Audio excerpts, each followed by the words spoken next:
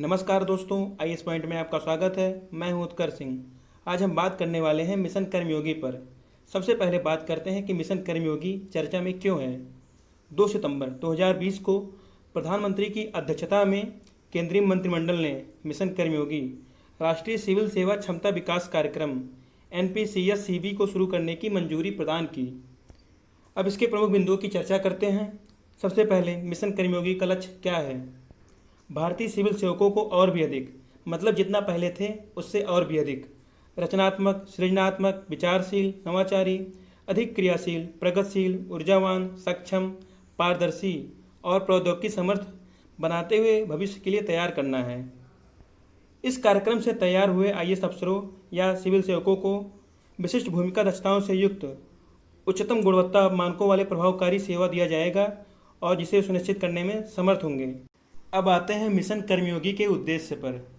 कार्य संस्कृति में परिवर्तन को व्यवस्थित रूप से जोड़कर होने वाले परिवर्तनों जैसे टेक्नोलॉजी में परिवर्तन को जोड़कर सार्वजनिक संस्थानों का सुदृढ़ीकरण करके और सिविल सेवा क्षमता के निर्माण के लिए आधुनिक प्रौद्योगिकी को अपनाकर सिविल सेवा क्षमता में रूपांतरणकारी बदलाव करना, ताकि नागरिकों को प्रभावकारी रूप से सेवाएं मुहैया कराकर सुनिश्चित किया जा सके, जिससे नागरिकों को और अधिक सुविधाएं और सेवा मिल सके। अब बात करते हैं मिशन कर्मयोगी की मुख्य विशेषताओं पर। इस कार्यक्रम को एकीकृत सरकारी ऑनलाइन प्रशिक्षण आई-गॉट कर्मयोगी प्लेटफॉर्म की स्थापना करके कार्यान्वित किया जाएगा। इस कार्यक्रम के मुख्य मार्गदर्शक सिद्धांत निम्नानुसार होंगे। नियम आधारित मानव संसाधन प्रबंधन से भूमिका आधारित प्रबंधन के परिवर्तन को सहयोग प्रदान करना, सिविल सेवकों को उनके पद की आवश्यकताओं के अनुसार आवंटित कार्य को उनकी क्षमताओं के साथ जोड़ना, उनकी क्षमताओं को बढ़ाया जाएगा, जिससे जो पद उन्हें आवश्यकताओं के अनुसार दिए जाएंगे और उनकी क्षमताओं के साथ साथ जोड़ा जाएगा। ऑफ साइट सीखने की पद्धति को बेहतर बनाते हुए ऑन साइट सीखने की पद्धति पर बल दिया जाएगा। शिक्षण सामग्री, संस्थानों तथा कार्मिकों सहित साझा प्रशिक्षण और संरचना परिवर्तन का निर्माण किया जाएगा। सिविल सेवा से संबंधित सभी पदों को भूमिकाओं, फ्रेमवर्क ऑफ रोल्स, गतिविधियों, एक्टिविटीज तथा दक्षता के ढांचे, कम्पटिशंसीज, फ्रैक संबंधित दृष्टिकोण के साथ अद्यतन करना और प्रत्येक सरकारी निकाय में चिन्हित फ्रैक के लिए प्रासंगिक अधिगम विषय वस्तु को सृजन करना और प्रदान करना। सभी सिविल सेवकों को आत्म प्रेरित एवं अधिदेशित सीखने की प्रक्रिया पद्धति में अपनी व्यवहारात्मक, कार्यात्मक और कार्य क्षेत्र संबंधित दक्षताओं को निरंतर विकसित एवं सुदृढ़ करने का अवसर उपलब्ध कराना। प्रत्येक कर्मचारी के लिए वार्षिक वित्तीय अंशदान के माध्यम से सीखने की प्रक्रिया के साझा एवं एक समान परिवेश तंत्र के सृजन और साझाकरण के लिए अपने अपने संसाधनों को सीधे तौर पर निवेश करने हेतु सभी केंद्रीय मंत्रालयों और विभागों तथा उनके संगठनों को समर्थन बनाना। सार्वजनिक प्रशिक्षण संस्थानों, विश्वविद्यालयों, स्टार्टअप और एकल विशेषज्ञों सहित सीखने की प्रक्रिया संबंधी सर्वोत्तम विषय वस्तु के निर्माताओं को प्रोत्साहित करना और साझेदारी करना। क्षमता विकास, विषय वस्तु निर्माण, उपयोगकर्ता फीडबैक और दक्षताओं की मैपिंग एवं नीतिगत सुधारों के लिए क्षेत्रों की पहचान संबंधी विभिन्न पक्षों के संबंध में आई-गॉट कर्मयोगी द्वारा प्रदान किए गए आंकड़ों को विश्लेषण करना। अब बात करते हैं आई-गॉट कर्मयोगी प्लेटफॉर्म क्या है। यह भारत में 2 करोड़ से भी अधिक कार्मिकों की क्षमताओं को बढ़ाने के लिए व्यापक और अत्याधुनिक संरचना सुलभ कराएगा। इस प्लेटफॉर्म का विषय वस्तु या कंटेंट के संदर्भ में एक आकर्षक एवं विश्व स्तरीय बाजार के रूप में विकसित होने की उम्मीद है। यह सावधानीपूर्वक व्यवस्थित और पुनरीक्षित डिजिटल ई-लर्निंग सामग्री उपलब्ध कराई जाएगी। क्षमता विकास के अलावा सेवा मामलों जैसे कि परिवीक्षा अवधि के बाद पुष्टिकरण या स्थायीकरण, तैनाती, कार्य निर्धारण और रिक्तियों की अधिसूचना इत्यादि को अंततः प्रस्तावित दक्षता या योग्यता संरचना के साथ एकीकृत कर दिया जाएगा। राष्ट्रीय सिविल सेवा क्षमता विकास कार्यक्रम NPCS-CB को निम्नलिखित संस्थागत ढांचे के साथ शुरू किया जाएगा।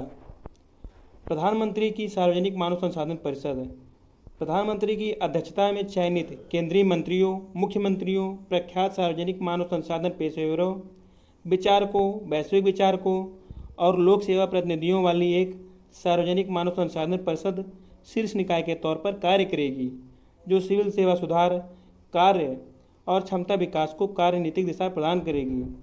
दूसरा है क्षमता विकास आयोग। एक क्षमता विकास आयोग स्थापित करने का प्रस्ताव है, न कि सहयोगात्मक और सह साझाकरण के आधार पर क्षमता विकास परिवेश या व्यवस्था के प्रबंधन और नियमन में एक समान दृष्टिकोण सुनिश्चित किया जा सके। अब बात करते हैं आयोग की भूमिका कैसी होगी। आयोग की भूमिका निम्न होगी। वार्षिक क्षमता विकास योजनाओं का अनुवादन करने में पीएम सार्वजनिक मानव संसाधन परिषद की सहायता करना, सिविल सेवा क्षमता विकास से जुड़े सभी केंद्रीय प्रशिक्षण संस्थानों का कार्यात्मक पर्यवेक्षण करना, अतिरिक्त एवं बाह्य संकाय और संसाधन केंद्रों सहित साझा शिक्षण संस्थानों को सुनिश्चित करना, हितधारक विभागों के साथ क्षमता विकास योजनाओं के कार्यान्वयन का समन्वय और पर्यवेक्षण करना, प्रशिक्षण एवं क्षमता विकास, शिक्षण शास्त्र और पद्धति के मानकीकरण पर सिफारिशें पेश करना।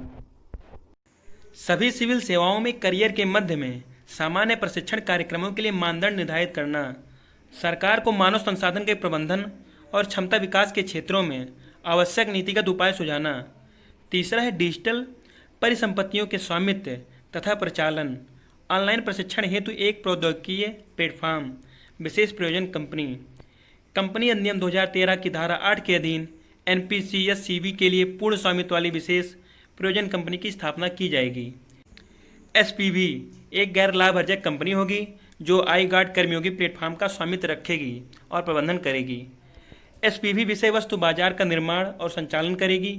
यह विषय वस्तु वैधीकरण, स्वतंत्र निरीक्षण आकलन एवं टेलीमेट्री डाटा उपलब्धता से संबंधित आई गार्ड कर्मयोगी प्लेटफॉर्म की प्रमुख व्यावसायिक सेवाओं का प्रबंधन भी करेगी।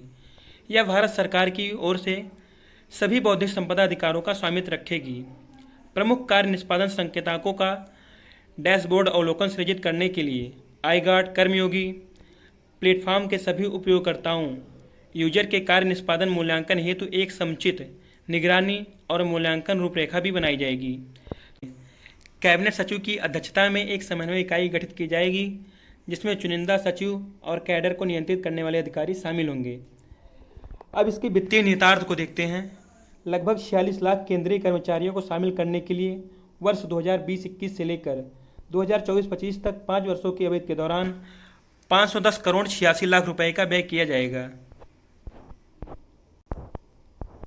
अगर वीडियो से कुछ भी जानकारी मिली है तो वीडियो को लाइक कीजिए, चैनल को सब्सक्राइब कीजिए और दोस्तों में ज़रूर शेयर कीजिए। धन्यवाद।